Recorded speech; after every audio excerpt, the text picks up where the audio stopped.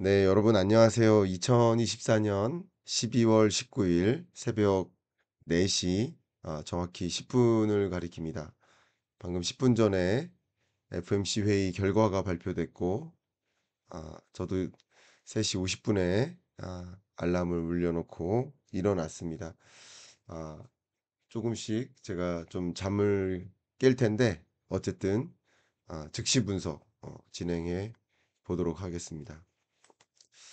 자, 일단 말씀드렸던 것처럼 또 금리 인하를 했습니다. 그러니까 3연속 금리 인하다 이렇게 볼 수 있겠죠. 5.5% 수준의 기준금리까지 금리를 인상했었다면 이제 거기서 9월에 빅컷의 금리 인하, 역사적 금리 인하였죠. 빅컷의 금리 인하를 단행했었고 또 이어서 4.75%로 금리를 인하했었고 또 올해 마지막 그리고 어, 트럼프 정권이 시작되기 전 마지막 FMC 회의 결과는 또 한 번 금리 인하, 그래서 3연속 금리 인하를 단행했다. 이게 오늘의 결과입니다. 이 부분에 대해서 의견을 드린다면 이미 시장은 오늘 금리 인하할 것이다. 거의 100%에 가깝게 시장은 어, 쉽게 말하면 잔뜩 기대를 하고 있었습니다. 이미 금리 인하할 거라고 굳게 믿고 있었습니다. 그 믿음대로 금리 인하가 단행됐으니 다소 시장은 긍정적이라고 해석할 수도 있겠습니다. 금리 인하에 대한 기대감이 전혀 없었는데 금리 인하했을 때랑은 다르죠. 이미 금리 인하할 거라고 믿고 있었는데 금리 인하를 한 것이다. 뭐 시장의 기대치에 상당 부분 부합하는 결과다라고 볼 수 있겠습니다. 근데 오늘 발표는 금리 인하할 것은 거의 예정된 수준이었다라고 생각해 볼 수 있겠지만 이 성명서와 점도표상에서 나온 이야기는 뭐 좀 다를 수 있습니다. 이 오늘 발표된 이 성명서를 가지고 잠깐 그 변화된 부분을 중심으로 말씀을 드려보도록 하겠습니다. 어쨌든 최근에 발표됐던 recent indicators, 최근 발표된 그 통계들을 보면 미국 경제가 여전히 굉장히 강하게 확장하고 있다. solid pace, 견조하게 세계 경제는 저성장 고착화되는데 미국만 예외가 될 만큼 견조하게 지금 진행되고 있다. 그리고 최근 몇 년 동안 노동시장 컨디션 같은 경우도 뭐 상당히 뭐 견조하고 그리고 실업률조차도 뭐 최근에는 오르긴 올랐지만 여전히 뭐 낮은 편이다 이렇게 얘기해요. 물가 상승률, 인플레이션 같은 경우도 뭐 상당한 진전이 있어 왔다. 연준이 목표하는 2% 그 목표 물가에 부합하게 가깝게 왔었다. 그러나 여전히 somewhat elevated, 여전히 잡힌 건 아니다. 뭐 이런 것은 거의 지난 문구하고 크게 차이는 없다고 볼 수 있겠습니다. 이번에 어쨌든 연준의 목표는 뭐예요? 맥시멈 인플로이먼트와 최대 고용을 유지하고 고용 안정이죠. 두 번째, 물가 상승률을 2% 수준에 가깝게 유도한다. 근데 오늘 물가가 2%가 아니라 over the longer 보세요. Of the longer run. 그러니까 장기 텀에서 봤을 때 2%에 부합하게 가져가는 것. 그러니까 완전 고용 혹은 최대 고용, 고용 안정과 물가 안정을 위해 달려가겠다. 이게 연준의 목표예요. 그 목표에 부합하게 의사결정을 내린 거라고 볼 수 있겠습니다. 그래서 0.25% 포인트 또 금리를 인하했다라는 거 이렇게 말씀드리고요. 이 부분이 기존 문장하고 좀 다를 수 있는데 in considering 보겠습니다. The extent and timing of additional adjustment 이게 핵심입니다. 추가적인 금리 인하, 추가적인 통화 정책의 에, 움직임은 그 정도, 금리 인하 폭과 시간, 그죠? The extent and timing. 그 금리 인하 폭과 금리 인하 시점 같은 경우는 여기 보시는 것처럼 연준이 생각하는 그 금리에 대한 그 타겟에 대한 그 조정은 앞으로 will carefully assess incoming data. 조심스럽게 향후 발표되는 데이터를 들여다보면서 결정을 하겠다. 그리고 향후 발표되는 데이터나 그리고 연준의 전망 그리고 그 밖에 몇몇 리스크가 있는지 이런 것들을 들여다보면서 조심스럽게 점진적으로 금리 인하를 하겠다. 이게 오늘 12월 FOMC 회의 성명서상의 공식적인 의견, 가장 중요한 문구라고 볼 수 있겠습니다. 또 만장일치로 금리 인하를 결정했나라는 것을 확인해 봐야 되는데 보시는 것처럼 다 금리 인하에 동의를 했지만 여기 보시면 voting against 누구요? 이 사람은 금리 동결을 주장했어요.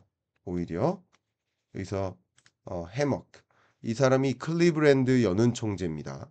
클리브랜드 연은 총재는 동결하는 게 맞다라고 했고 나머지 연준 위원들은 금리 인하에 동의를 했다. 만장일치는 아니었다. 이렇게 설명드리겠습니다. 자, 지금 12월 FOMC 성명서와 결과를 말씀을 드렸는데 사실 가장 중요한 것은 이번 금리 인하는 예견된 것이었지만 향후 추가 금리 인하를 할 것인가? 그 부분에 대한 전망이 더 중요하거든요. 그 부분을 지금부터 말씀드리겠습니다. 이른바 점도표 그리고 경제지표 전망 이 두 가지가 오늘의 하이라이트라고 볼 수 있겠습니다. 여기 보시면요. 정리부터 한다면 향후 오늘 금리가 4.5%라고 한다면 그죠? 그러니까 미디언 값이 4.4이지만 결국은 4.5가 같은 거죠. 근데 25년에는 금리를 3.9%를 향해 움직이겠다. 또 26년에는 3.4, 27년에는 3.1%를 향해 금리 인하를 추진하겠다라는 겁니다.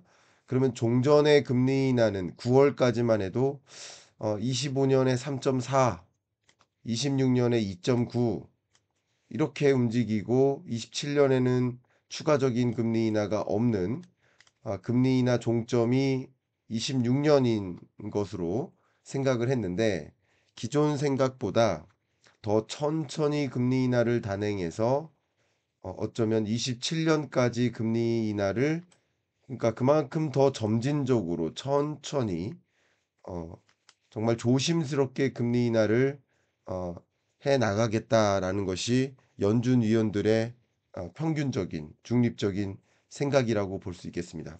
자, 그러면 기존에는 25년에 연내에 4.5에서 3.5%까지 금리 인하하겠다.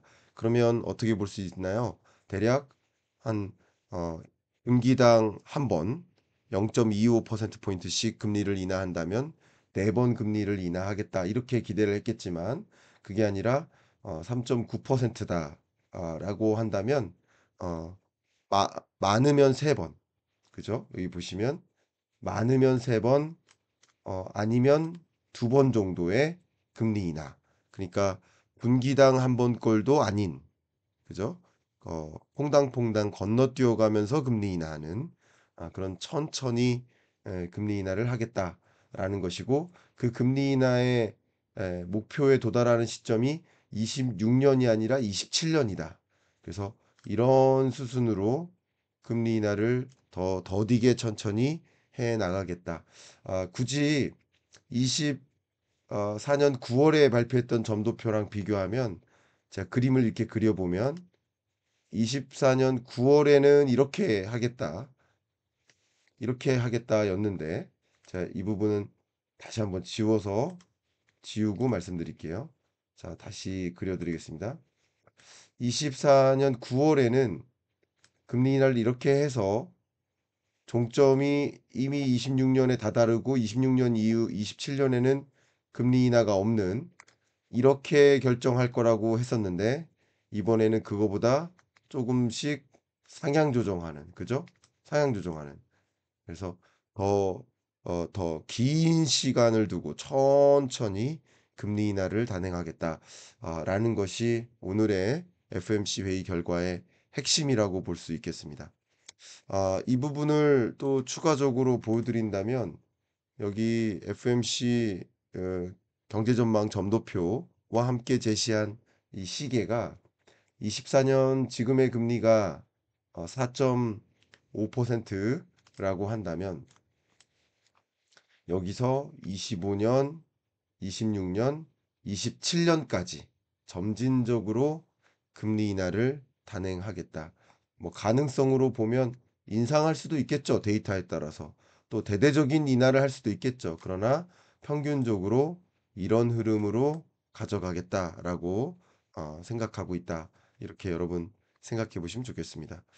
어, 이런 통화정책 기조의 변화를 저는 피봇의 시대, 피벗, 시 이루어지는 시대라고 말씀드렸고, 이런 관점에서 다른 주요국 중앙은행들의 움직임도 봐야 되는데, 이번 12월 들어서 스위스도 보시는 것처럼 0.5%포인트의 금리 인하를 단행합니다. 그리고 캐나다도 엊그저께 또 0.5%포인트의 금리 인하를 단행합니다. 영국도 금리 인하, 스웨덴도 금리 인하, 역시 한국도 두 차례의 금리 인하, 세계적으로 24년 중반 정도를 기점으로 해서 점진적으로 금리 인하를 단행하는 모습이고, 유러피언 국가들은 또 캐나다나 유러피언 국가들은 주로 경기가 더 안 좋고 경기가 안 좋은 만큼 물가가 좀 더 빨리 잡히니까 더 적극적인 금리 인하, 서둘러 금리 인하 이렇게 하는 모습이고 미국 같은 나라는 생각보다 미국 경제가 너무나 견조하고 그러니까 물가가 또 잘 안 잡히는 거죠. 그런 움직임이기 때문에 천천히 금리 인하하는 모습인 것이다. 네. 각국이 당면한 경제 여건과 물가 상황에 맞게 금리를 조절해 나가는 것이다. 다만 많은 분들이 우려하는 만큼 이 통화 정책의 성격이 두 가지가 있는데요. 특히 2008, 9년 금융위기 때 미국 경제가 마이너스 2.6%로 역성장하죠. 이게 금융위기입니다. 2020년 팬데믹 때 또 미국 경제가 마이너스 2.2%로 역성장합니다. 이렇게 엄청난 경제적 충격이 있을 때 그때는 사실 그 당시 운용하던 금리 레벨에서 최대한 금리를 조정하는 대대적인 금리 인하, 급진적 금리 인하 이런 게 경기 부양적 금리 인하다. 2020년 팬데믹 때도 그 당시 가동할 수 있는 모든 금리를 다 끌어내리는 그죠? 급진적인 금리 인하, 대대적인 금리 인하를 단행하는 거예요. 이게 경기 부양적 금리 인하입니다. 근데 저도 이번에 피봇의 시대라고 표현한 것은 완화의 시대가 아닌 피봇의 시대라고 표현한 것은 미국 경제가 23년에도 2.9%로 견조하고 24년 올해도 2.8%로 매우 견조하고 또 내년도 2.2% 수준으로 상당한 그 견조한 흐름을 유지할 것이다라고 전망이 됩니다. 그러니까 금리를 서둘러 인하할 필요가 없고 점진적으로 소위 조심스럽게 돌다리를 두들겨 가면서 금리 인하를 하는 것이고 왜냐하면 금리 인하를 하다가 물가가 다시 치솟을 수 있으니 조심스럽게 물가가 다시 치솟지 않도록 금리 인하를 단행하는 것이다. 그래서 지금의 금리 인하는 2008, 9년, 2020년 이 경제 위기 때 경기 부양적 금리 인하를 단행했다면 지금의 금리 인하는 금리 정상화 기조인 것이다. 그리고 세계 주요국들도 각자 생각하는 정상적인 금리가 이 수준이 아니거든요. 이 수준의 금리는 23년 당시의 금리는 소위 물가를 잡기 위해서 긴축적으로 제약적인 금리를 도입한 거예요. 그런데 이제는 그렇게 과도한 제약을 할 필요가 없다라고 하면서 금리를 정상화하는 것이고 세계 주요국들은 저마다 생각하는 중립금리가 있습니다. 가장 이상적인 금리가 있습니다. 그 이상적인 금리를 찾아 금리를 인하해 나가는 것이다. 이렇게 볼 수 있겠고, 역시 미국은 그 이상적인 금리나 금리를 대략 3% 수준으로 보고 있다. 그래서 3% 중립금리를 찾아 점진적인 금리 인하를 단행하는 것이다. 그러니까 금리 정상화 기조인 것이다. 이렇게 생각해 주시면 좋겠습니다. 또 점도표상에 나온 이야기를 더 추가적으로 들여보면 보세요. 이번에 물가에 대한 전망, 경제에 대한 전망, 이게 중요하거든요. 보시는 것처럼 이번 전망이 24년 올해 2.5% 성장할 거야. 내년도 2.1% 성장할 거야. 이렇게 기대합니다. 그러니까 종전 전망이 올해 2.0, 내년 2.0이었는데 종전 전망보다 훨씬 높게 상향 조정합니다. 그러니까 미국 경제가 여전히 내년까지도 올해 그리고 내후년까지도 경제 위기나 이런 거 없이 견조하게 움직일 거라고 가정한 거예요. 그러니까 경제를 더 긍정적으로 보고 있는 겁니다. 그러니까 실업률도 보세요. 종전에는 4.4, 4.4로 나름 높은 실업률을 우려했는데 지금은 우려하지 않아요. 4.2, 4.3으로 그래도 어, 생각하고 있는 4.5%라는 이 목표하는 최대 고용에 해당되는 실업률을 하회한 채 움직일 것이다. 그러니까 경제가 견조하니까 고용도 탄탄할 것이다라고 전망한 거예요. 그러니까 급할 이유가 하나도 없는 거다. 이렇게 해석할 수 있겠고, 또 물가 상승률 전망치도 역시 기존에는 2.3, 2.1이었는데 잘 안 잡히는 거예요. 2.4, 2.5로 전망합니다. 그리고 근원 물가 상승률 같은 경우도 2.6, 2.2%로 전망했는데 2.8, 2.5%로 전망합니다. 그러니까 기존 전망보다 훨씬 크게 물가 상승률을 상향 조정했고 물가가 더디게 잡힐 것이다. 천천히 잡힐 것이다. 거의 물가 안정화의 흐름은 당장 나오는 게 아니라 26년, 7년에 걸쳐서 천천히 물가 안정화의 흐름이 있을 것이다. 그래서 서둘러 금리 인하면 안 된다라는 표현이라고 생각해 볼 수 있겠습니다. 자, 그러면 이렇게 분석해 드린 이야기가 거의 이 전부고요. 지금부터 이제 본격적으로 분석을 해 드릴 텐데 제가 25년 경제전망서에서 이미 말씀드렸던 이 피벗의 시대, 피벗의 시대에 부합하는 금리 정상화의 기조를 24년 중반부터 25년, 26년까지 심지어 26년 하반기까지 움직이겠다라는 오늘의 FMC 회의 결과가 바로 피봇의 시대임을 알리는 것이고 여러분이 이 책에서 강조해 드렸던 그런 과정에서 나타날 여러 가지 변화 이런 것들도 주목해 보실 그럴 계기가 되시면 어떨까 의견을 드립니다. 자, 그러면 지금부터 주요 인사들이나 주요 기관들의 이 FMC 회의 결과 발표 이후 어떤 통화 정책 기조가 있을 것인지를 지금부터 좀 설명을 드려보도록 하겠습니다. 자, 보시면 최근 이번 주에 내년부터는 상황이 달라진다 라고 이야기를 많이들 합니다. 예를 들면 인플레이션이 연준이 기존에 생각했던 것보다 연준이 원하는 것보다 조금 더 완고하다. 물가가 잘 안 잡힌다는 거죠.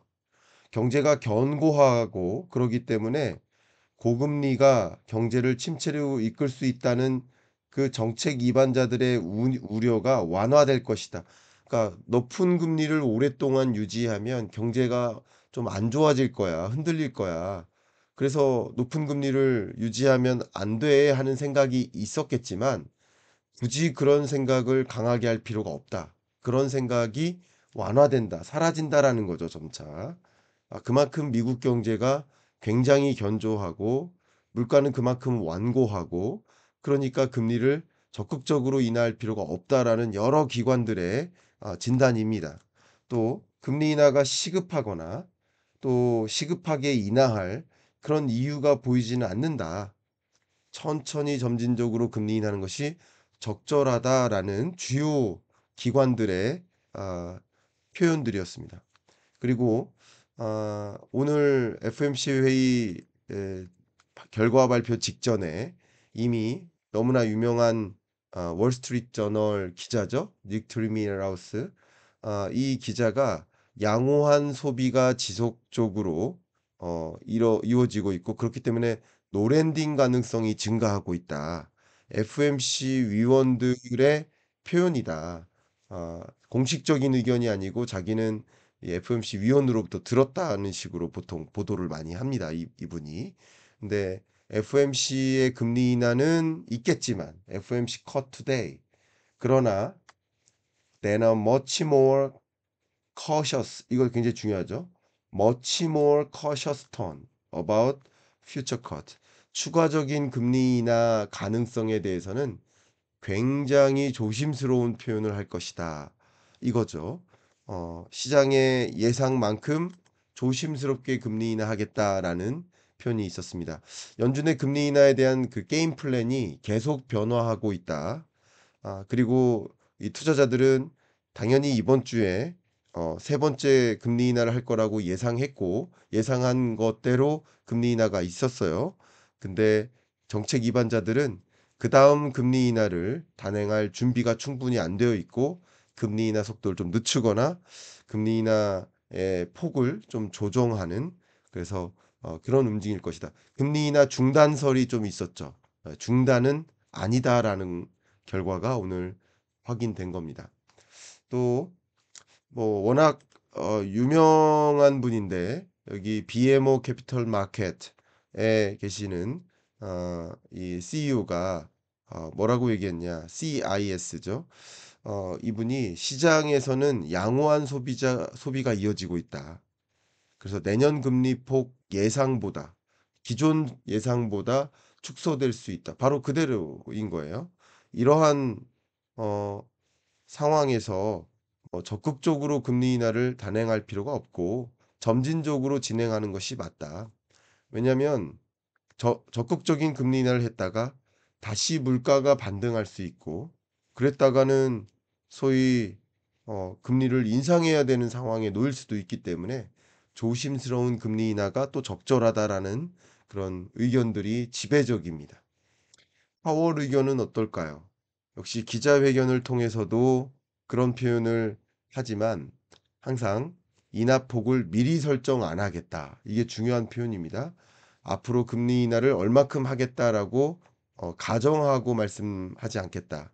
그러니까 미리 설정한 코스에 두고 언제까지 어느 폭으로 금리 인하를 단행하겠다라는 것이 아니라 인플레이션의 하락 정도, 인커밍 데이터 혹은 앞에 말씀드렸던 연준의 어, 경제 전망 그런 것들의 기초에서 어, 미리 결정한 방향대로 금리 인하를 하지 않고 이렇게 데이터 인커밍 데이터에 따라서 결정하겠다.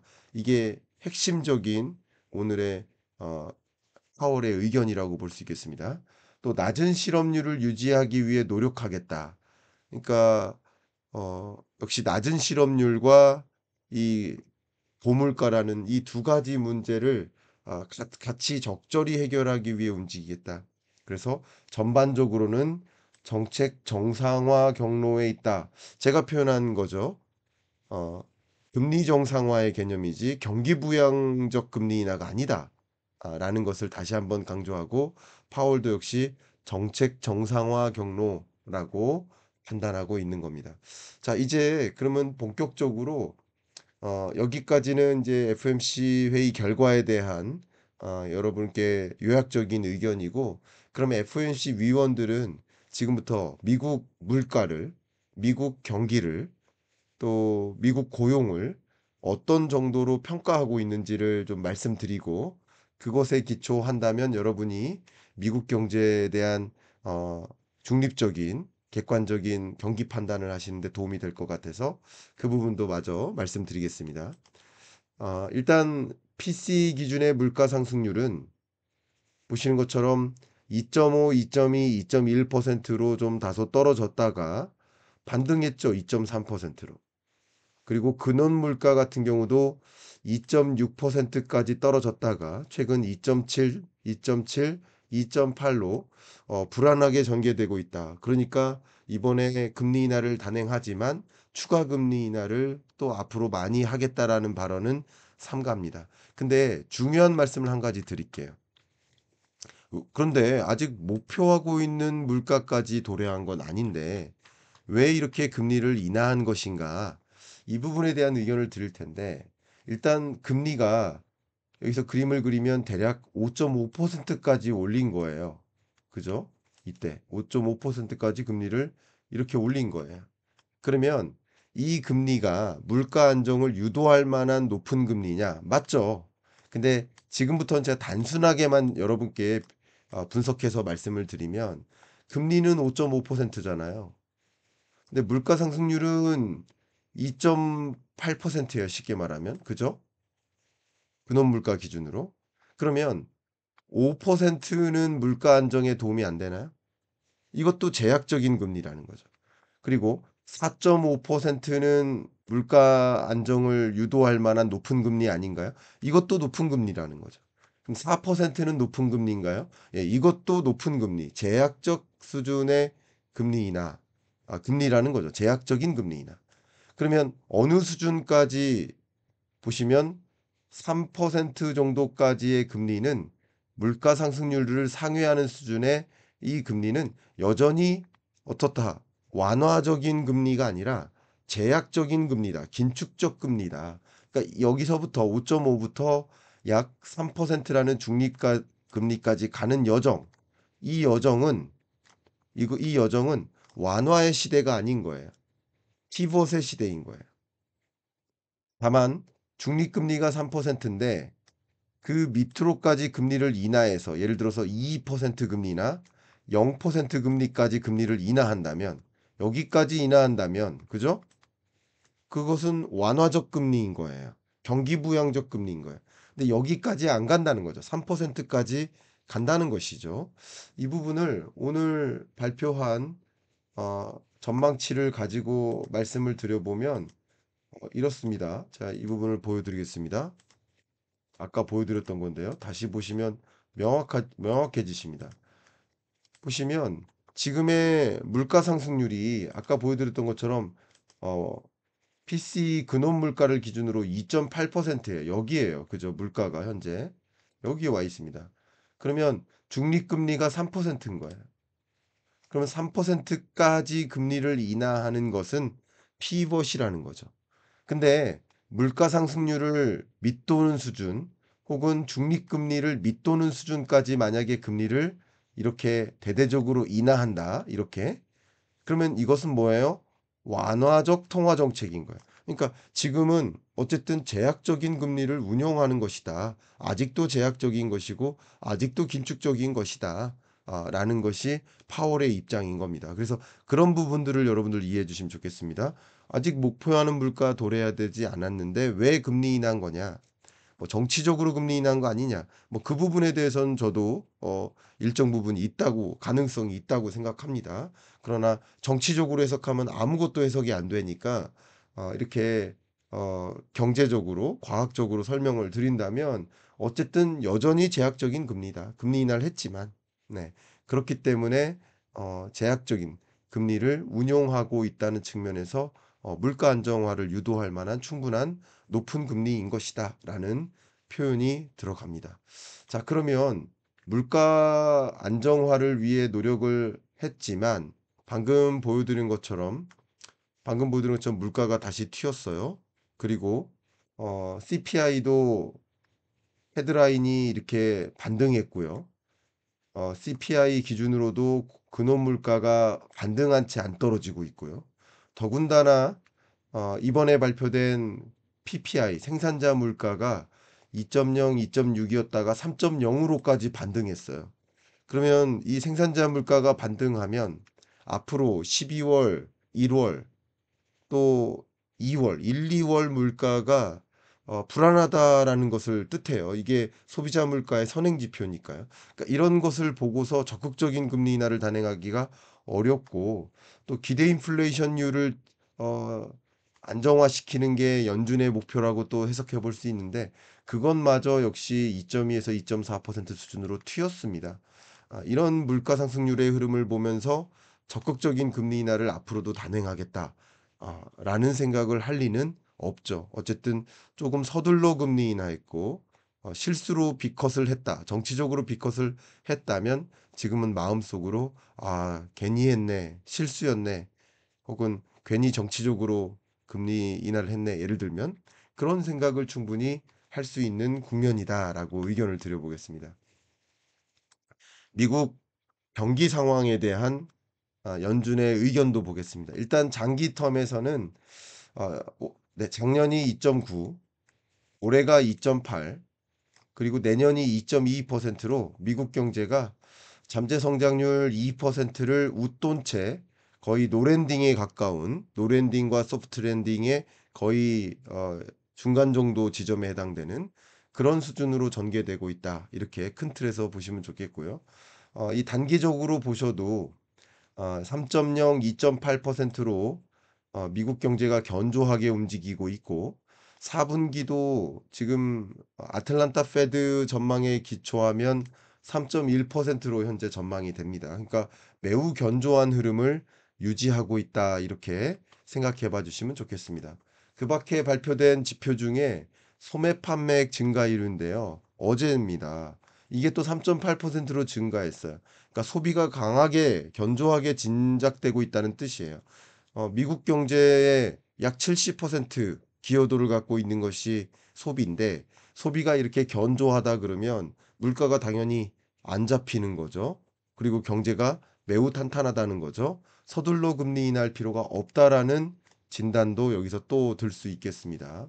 또 그 밖에 제조업 지표 같은 경우도 이번에 뚜렷하게 반등했죠. 물론 제조업은 아직 50이라는 기준선을 밑돌고는 있지만 그래도 이만큼 11월 들어서 반등했다는 것은 미국 경기가 그렇게 나쁘지 않다라는 것이고 서비스업 경기 같은 경우는 지속적으로 50이라는 기준선을 상회한 채 움직이고 있다. 다소 떨어지긴 했지만 여전히 50을 상회한 채 움직이고 있다. 미국 경제가 매우 탄탄하다는 것을 의미하고 앞에 보여드렸던 것처럼 아틀란타 페드 기준으로 어, 지금 24년 4분기도 3.1%의 굉장히 높은 성장을 유지할 것으로 전망하고 있고 또 뉴욕 어, 스태프의 나우캐스트 기준으로 25년 1분기 전망치를 제시를 해드리면 2.3% 수준입니다.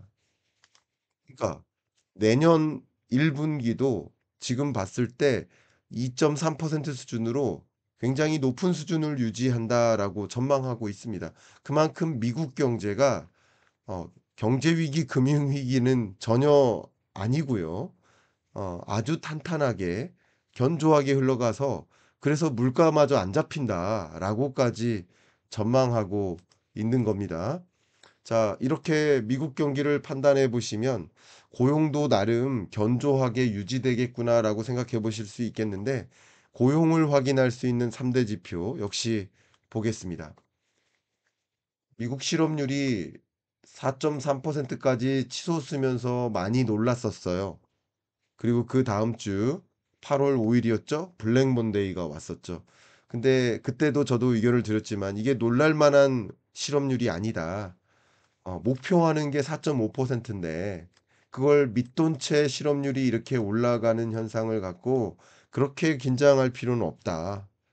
실제 실업률이 또 하향 안정화됐고 지금 4.2% 수준이니까 목표하는 수준의 4.5%를 밑도는 실업률을 잘 유지하고 있는 겁니다. 그렇다고 실업률이 더 올라가는 것이 좋을까요? 그건 아니죠. 물가가 잡혔다라는 가정하에서는 뭐 실업률을 더 안정화시키면 좋으니까 이렇게 그죠? 그러니까 금리 인하를 또 단행하는 것이다. 두 가지 목표를 다 이루어야 되니까 고심하는 것이다. 또 비농업 부문의 일자리 같은 경우는 그마저도 급증했습니다. 허리케인 사태 이후 다시 신규 일자리가 크게 늘었고요. 그렇기 때문에 임금 상승률도 4.0%로 3.6까지 나름 떨어졌다가 다시 반등하는 거예요. 고용 시장이 탄탄하니까요. 그러니까 임금 상승률이 높게 유지되니까 물가가 당장 잡힐 리가 없죠. 특히 서비스 물가가 당장 잡힐 리가 없는 것이죠. 그렇게 판단해 보시면 좋겠습니다. 이렇게 연준 위원들은 현재의 미국 경제를, 그리고 현재의 물가 상황을, 그리고 고용 상황을 진단하고 있을 것이다라고 가늠해 보시면 도움이 되겠다라는 말씀드립니다. 자, 그러면 금리 인하 기대감 어떨 것인지 의견을 드리고, 또 많은 분들이 걱정하시는 엔캐리 청산 절차가 있을까, 이 부분에 대해서도 의견을 드리겠습니다. 일단 기준금리 이번에 인하했고요. 그래서 4.5% 상단 기준으로 운영되고 있습니다. 1월 말에는 금리 인하를 하기 어려울 것이다, 동결할 것이다라고 생각하고 있고요. 그리고 시장에서는 한 차례 25년 연내 한 차례 금리 인하를 단행하고 계속 동결하다가 또 25년 끝자락에나 한 차례, 두 번 정도 금리 인하를 또 할 것이다, 이렇게 생각을 하고 있는 거예요. 그런데 시장의 기대보다는 더 적극적인 금리 인하가 있겠다. 두 차례라기보다는 한 세 차례, 그죠? 대략 두세 차례 요 정도 금리 인하니까 시장의 기대보다는 기대를 충족시켜주는 향후 금리 결정 과정에 대한 판단을 이렇게 해볼 수 있겠습니다. 그 다음, 아, 오늘 정오에 낮 12시에 일본의 금리 결정이 있어요. 그러면 지금까지는 금리를 이렇게 0.25%까지 인상했어요. 일본도 금리 정상화입니다. 마이너스 0.1%가 정상적인 금리는 아니지 않겠습니까? 일본도 정상적인 금리를 향해 대략 0.56% 정도의 금리를 향해 금리를 정상화해 나가는 거예요. 그러나 금리를, 일본 경제가 너무나 안 좋은데 이 와중에 금리를 인상하기가 얼마나 부담스러울까요? 일본 경제가 다시 이렇게 제로 성장으로 다시 잃어버린 30년의 재진입하는 게 아닌가 하는 우려를 갖고 금리 인상을 하고 있는 거예요. 그래서 금리 인상이 쉽지만은 않다라는 말씀을 드렸고, 그래서 오늘 정오에 금리를 만약에 일본이 인상한다면 미국과 일본 간의 금리 격차가 상당히 좁혀지죠. 양쪽에서 가운데를 향해 움직이니까. 그러면 어 미국과 일본 간의 금리 격차가 좁혀지니까 엔캐리 트레이드, 낮은 금리에서 일본에서 높은 금리 미국으로 옮겨갈 유인이 강하게 사라지죠. 그러면 엔캐리 청산 절차가, 나갔던 돈이 다시 빠져나올 수 있다는 거예요. 엔캐리 청산 절차가 실제 아까 말씀드렸던 8월 초에 엔캐리, 이 0을 기준으로 밑에 있으면 엔캐리 트레이드가 일어나는 것이고, 왜냐면 마이너스 금리, 제로 금리의 일본에서 5.5%의 금리 미국으로 돈이 빠져나가고 있는 엔캐리 트레이드가 일어나는 구간이었다가 지난 8월부터 엔캐리 청산 절차가 진행되고 있습니다. 이렇게. 그러다가 다시 또 엔캐리 트레이드가 일어나다가, 왜냐면 다시 왜 엔캐리 트레이드가 일어나느냐? 일본 금리는 방금 말씀드렸던 건 좀 0.25%고요. 그죠? 지금 방금 말씀드린 대로 0.25%고 미국 금리는 4.5%니까 여전히 미국과 일본 간의 금리 격차가 4% 포인트가 넘게 차이 나요. 그러니까 당연히 여전히 엔캐리 트레이드를 할 수는 있는 거예요. 그러나 그 격차가 좁혀지면 좁혀질수록 유의는 사라지는 거죠. 그 매력도는 떨어지는 거죠. 근데 또 역시 미국이 추가 금리 인하를 할 것이다. 라는 생각, 그리고 일본도 금리 인상 또 하는 거 아닌가 하는 생각, 이런 생각들이 또 맞물리다 보니까 자연스럽게 엔캐리 청산이 다시 일어나고 있어요. 근데 이게 완만한 엔캐리 청산이냐, 급진적인 엔캐리 청산이냐, 이게 중요한데 현재로서는 일본이 가치금리 인상을 하는 것은 아니니까 급진적인 엔캐리 청산은 아니다, 이렇게 말씀드리고, 완만한 이게 레디컬한 것이 아니라 점진적인 엔캐리 청산 절차, 질서 있는 엔캐리 청산 절차, 이런 것이 있다면 시장에 큰 충격을 주지는 않습니다. 그래서 오늘의 이 변화를 가지고만 말씀드린다면 결론적으로 말씀드린다면, 미국의 이 금리 인하는 금리 정상화의 여정이고 내년에도 적극적이진 않지만 점진적으로 금리 인하를 할 것이다라고 했기 때문에 아무래도 급격한 레디컬한 그런 엔캐리 청사는 피할 수 있겠구나 하는 기대감을 또 갖게 해줘요. 그리고 정오에 일본이 금리를 인상한다면 조금 더 급진적인 청산이 있을 수 있겠지만 현재로서는 일본이 금리 인상을 못할 것이다라고 보고 있거든요. 오늘은 여러분 그 결과는 한번 지켜보시면서 판단을 해봐 주시기를 바라겠습니다. 그러면 향후 방향성에 대해서 말씀을 드려보도록 하겠습니다. 향후 방향성에 대해서는 일단 1월 29일, 그러니까 한국 시간으로는 1월 30일 새벽 4시에 금리 결정이 있을 텐데 이때는 금리 인하가 어려울 것이다라고 현재 판단하고 있어요. 그리고 우리나라는 그것을 앞에 두고 금리 결정이 있죠. 1월 16일. 저의 의견을 드린다면 우리 한국 경제의 내수가 너무나 강하게 조정되고 있고 또 비상계엄 사태와 탄핵 정국에 이르르면서 그 내수 부진에 대한 우려가 더 커지고 있죠. 그래서 한국은행으로서는 그런 상황 하에서는 추가 금리 인하를 단행하지 않을까라고 저는 조심스럽게 의견을 드려보도록 하겠습니다. 지금 시장에서는 보시는 것처럼 향후 금리 인하가 없을 가능성이 있다. 그냥 이번에 금리 인하 했고 5월에나 한 차례 금리 인하하고 더 이상 금리 인하 못할 수도 있다라고 향후 금리 인하에 대한 기대감이 좀 무너진 모습이에요. 그러니까 이렇게 시장이 기대를 바꿨다는 얘기는 시장이 지금의 이 FMC 회의 결과를 좀 부정적으로 평가하고 있다. 이렇게 볼 수 있겠습니다. 그러면 시장에 일부 긍정적인 것도 있겠지만 부정적으로 작용하는 요소들도 시장이 FMC 회의 결과를 좀 부정적으로 평가하는 것도 있다라는 거 이 부분 말씀드리고요. 끝으로 녹화를 위해서 말씀을 드리면 네, 25년 경제전망서 피벗의 시대라고 이름을 이미 정했고 그 여정의 과정에서 우리가 고려할 것들이 굉장히 많죠.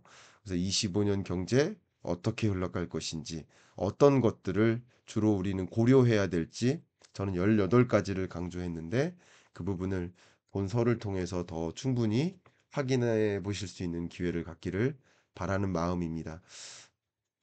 한 가지 더 홍보 말씀드리면 제가 이광수 대표님하고 무료 강연을 하나 주최합니다. 이 세상을 바꾸는 여자들이라는 기관에서 이 펀딩을 해주셔서 저희가 무료 강연을 개최해 드릴 수 있어요. 1월 11일 날 서울에서 또 3월 9일 날 세종에서 있으니까 서울 경기에 계시는 분은 1월 11일 또 그 경기 이남에 계시는 분들은 3월 9일 본 강연에 을 신청하실 수 있습니다. 선착순입니다. 이 고정 댓글 상단에 고정 댓글에 안내를 드릴 테니까 여러분 확인해 보시길 바라겠습니다. 저는 이 25년 경제전망서에 기초해서 경제전망을 또 이광수 대표님은 어떻게 살 것인가라는 책에 기초해서 25년 부동산 시장의 변화와 투자 전략을 말씀드리려 할 겁니다. 그래서 그 부분을 참조하시기를 바라겠습니다. 자, 여러분이 FMC 회의 결과 이렇게 분석한 거 잘 들어보셨길 바라고 참조가 되셨길 바라고 여러분이 지금의 미국 경기 판단 또 미국의 금리 결정 또 그것이 또 세계 주요국들의 중앙은행의 금리 결정, 한국은행의 금리 결정 이런 것들에 어떻게 영향을 미치고 그것이 또 자본시장이나 자산시장에는 어떤 영향을 미칠 것인지를 판단하시는데 오늘 이야기가 도움이 되셨기를 바라는 마음, 그런 마음 담아서 마무리를 하겠습니다. 제가 3시 50분에 일어나서 잠이 덜 깬 채로 분석을 했는데 그동안 제 얼굴이 좀 안정화됐네요. 이렇게 머리도 더 부시시했는데 머리도 안정화되고 얼굴 상태도 안정화되네요. 근데 물가가 안정이 잘 안 되니까 금리 인하 수순이 좀 더 조심스럽게 전개되지 않을까 하는 오늘의 FMC 회의 결과에 대한 총평 말씀드리면서 정리하겠습니다. 하루 즐겁게 보내시길 바라겠습니다. 감사합니다.